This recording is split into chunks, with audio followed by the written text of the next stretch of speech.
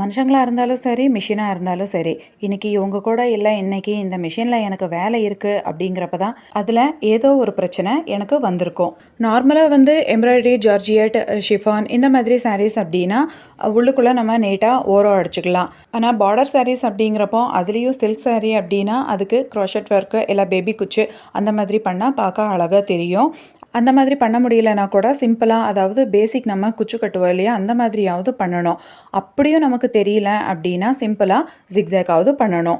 இதை எதுக்காக சொல்லிட்டு இருக்கேன் அப்படின்னா, இந்த வாரம் நாங்க வெளியில கோயிலுக்கு போலான்னு பிளான் பண்ணியிருந்தோம். அதுக்கு சாரீ கட்டிட்டு போனா அழகா இருக்கும் அப்படின்னு சொல்லிட்டு, இந்த சாரிய நான் சூஸ் பண்ணியிருந்தேன். சரி இது இன்னும் ஓரம் கூட அடிக்கல அப்படின்னு சொல்லிட்டு, இன்னைக்கு மிஷினை எடுத்து பார்த்தா, மிஷின் வந்து சுத்தமாவே வேலை செய்ய மாட்டேங்குது. என்ன ஆச்சு என்னன்னு தெரியல. ஸ்ட்ரக் ஆயிருக்கும் போல. அது முன்னாடியும் போக மாட்டேங்குது, பின்னாடியும் வர மாட்டேங்குது.